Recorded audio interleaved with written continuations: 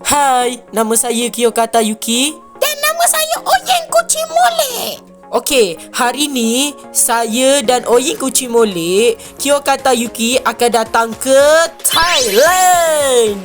Yeay, tak sabarnya nak pergi Thailand. Esok tak sabarnya nak pergi Thailand.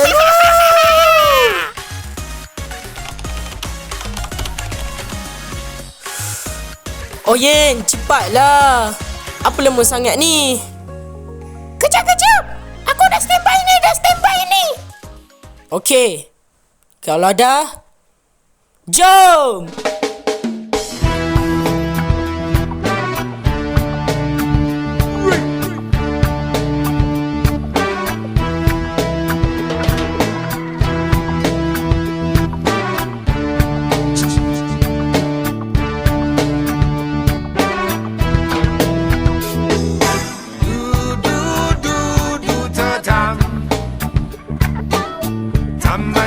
ทำกับฉันได้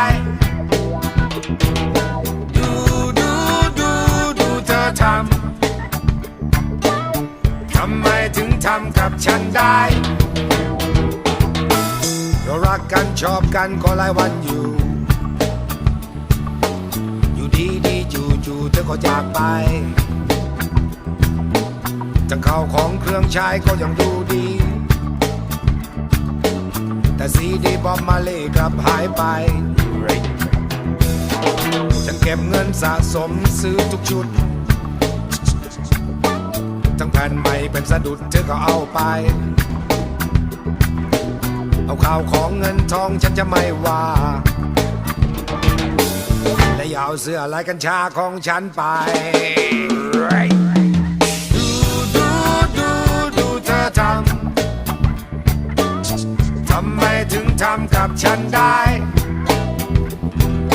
ดูเธอ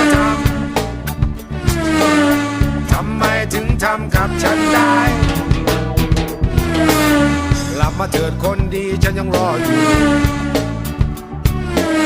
ใครจะสวยใครจะรู้ช่างเขาอะไรOye, tengoklah ni. Alamak, jam pula. Aduh. Alamak. Okey, Oye, kita dah nak sampai dekat tempat pasport ni. Wow. Best lah dekat Thailand ni. Ada apa? Wow. Tapi dekat Malaysia ada sama je. Macam dekat Malaysia je. Dekat Thailand boleh lah. Kenapa dekat ni? Oyen, kita dekat Makro ni. Kau nak beli apa? Aku tak tahu lagi lah aku nak beli apa. Nantilah dulu. Aduh. Boleh lah. Cepat. Kita nak perjalanan jauh ni. Cepat. Yelah. Wow. Dekat Thailand ada mall lah. Tak pernah nampak pun. Tapi macam dekat Ion.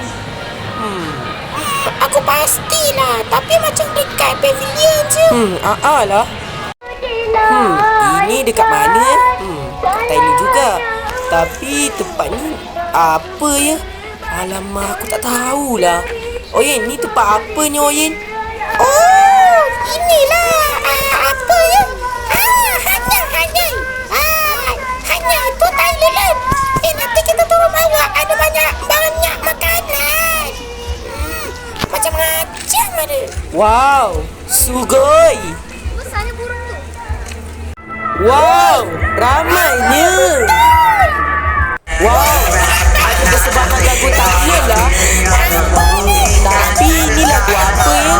Ni versus Thailand ke apa ni? Apa nama lagunya ni?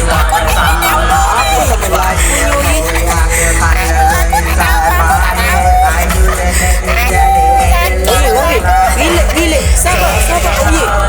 Aku tak tahu ni lagu apa ni Oye.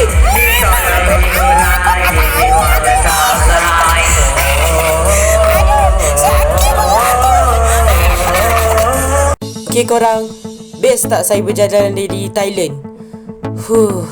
Penat tau. Letih kaki. Sakit. Aduh. Penat lah macam ni.